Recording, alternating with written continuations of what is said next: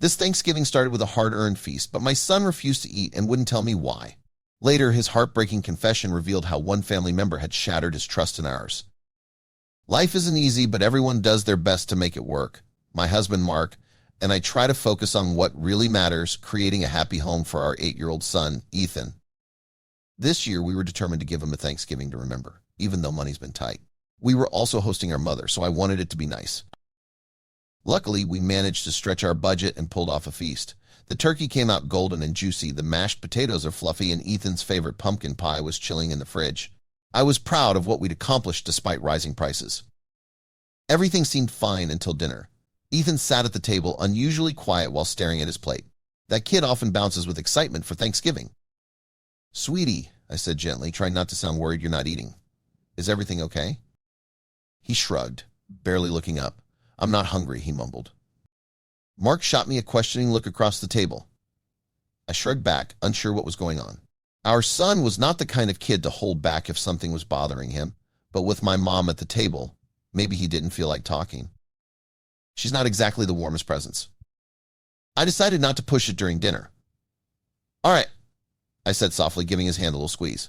"But let me know if that changes, okay?"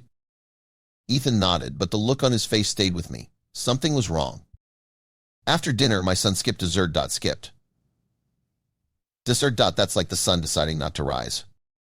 Meanwhile, my mom didn't notice or didn't care. She stayed for another hour, and for some reason, she nitpicked the meal we'd had tirelessly saved for and worked so hard to make. She complained about the fact that we made mac and cheese from a box, which is Ethan's favorite, or used to be, I guess. Apparently, we should have bought the good cheese and real macaroni from the store, considering Thanksgiving was such a special occasion. At one point, tears pricked my eyes because this had been such a sacrifice. I wanted to yell that between her and Ethan's strange attitude, Thanksgiving had been ruined. But I bit my tongue, nodding to appease her. When she finally left, I headed straight for my son's room. Mark followed, just as worried as I was. Ethan was curled up on his bed, hugging his pillow. "Sweetie," I said softly, sitting beside him. "What's wrong, honey? You've been so quiet today. You didn't eat your favorite mac and cheese, and you didn't want pumpkin pie." He looked at me with teary eyes. "Grandma told me the truth about you," he whispered.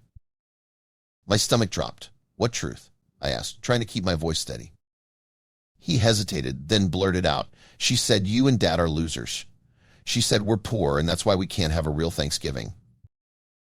My body froze, but my eyes widened. I could almost the sound of my heart breaking into a million pieces, like a vase thrown deliberately at the wall. "When did your grandmother say these things?" I finally asked in a whisper. "Last week when she picked me up from school," he replied as the tears wet his pillow. Mark knelt next to me, and I saw his jaw tightening. "Ethan," he said gently, "Grandma shouldn't have said that to you."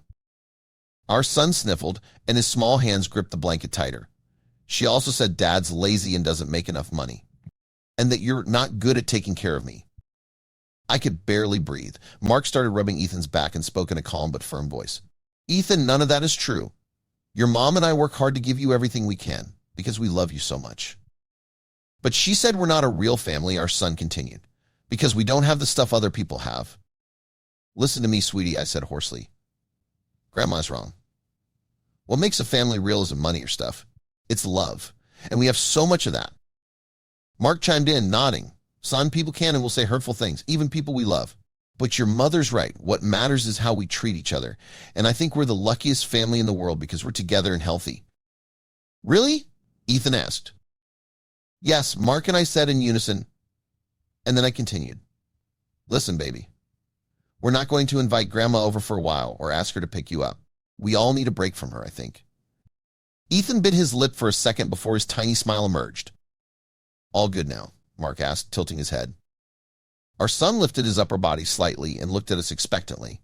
"Can I have some pumpkin pie now?" Mark and I released a relieved sigh.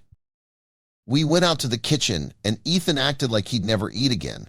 He devoured his mac and cheese, a bit of the turkey, and even some green beans before inhaling his piece of pumpkin pie. He fell asleep on the couch a second after he finished, and we carried him to his room. Once we were inside our bedroom, Mark and I agreed on our next steps almost immediately. He was so angry at my mother that there was no other choice. The next morning, I woke up ready, but nervous. I called my mom over and she arrived looking smug and carrying an air of superiority that I'd ignored most of my life. I just couldn't let it go now that it had affected my son. Why did you invite me over? We saw each other last night, and I definitely don't want leftovers from that meal, she chuckled without humor, sitting down on our armchair and not even saying hello to Mark. Her comment was perfect because it assured me that I was making the right choice. So I didn't waste more time. Ethan told us what you said to him last week. I began. About Mark and me and our family. Her eyebrows shot up. Oh, that, I was just being honest, she said, waving a hand dismissively. He needs to understand how the real world works. Mark's voice was sharp. Telling an 8-year-old that his parents are losers is your idea of honesty. She rolled her eyes. Oh, come on. I was just preparing him for reality. He needs to know life isn't all sunshine and rainbows. What he needs is love and support. I snapped. Not your judgmental comments. Do you have any idea how much you hurt him? Did you even notice he wasn't eating last night? I wasn't trying to hurt him, she said, looking annoyed. But really, it's just the truth. You can't provide enough. He should have more. Needs more, Mark said, standing and pacing the living room. We work hard to give Ethan a good life. All he needs is us by his side. You don't get to tear our family down just because you think we don't measure up to your standards. Mom's face turned red. Things wouldn't be this way if Amma had listened, she retorted and turned her angry eyes to me. If you had married the man I wanted for you, none of this would have happened. I saw that my husband was about to explode, so I stood and spoke first. That's enough. Get out of my house. Until you can show us all the respect we deserve, we're cutting you off. Her jaw tightened. What? You can't do that. Yes, we can, Mark said, walking to our front door and opening it wide. We might be losers, but this is our house, and we've had enough of you. Mom looked at me one more time, but I only raised my eyebrows expectantly. With a huff, she grabbed her purse and stormed out. Mark slammed the door behind her and barked a laugh. I didn't, but I felt a weight off my shoulders. Since then, our son has been thriving. It's a little hard not being able to ask Mom to pick Ethan up, but we arranged a carpool schedule with other moms. Later on an evening close to Christmas, I confirmed that we'd made a great choice while baking cookies from a box mix. Ethan looked up at me with a big smile.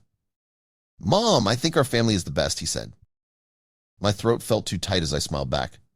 Me too, buddy, me too. I don't know if my mom will ever make her way back into our lives, but so far she hasn't even tried. Her pride and toxicity don't allow her to see the big picture or what truly matters in life. My advice is protect your kids, even if you have to pull away from other family members. The holidays should be joyful, not a source of stress and tears. Do what's best for your household.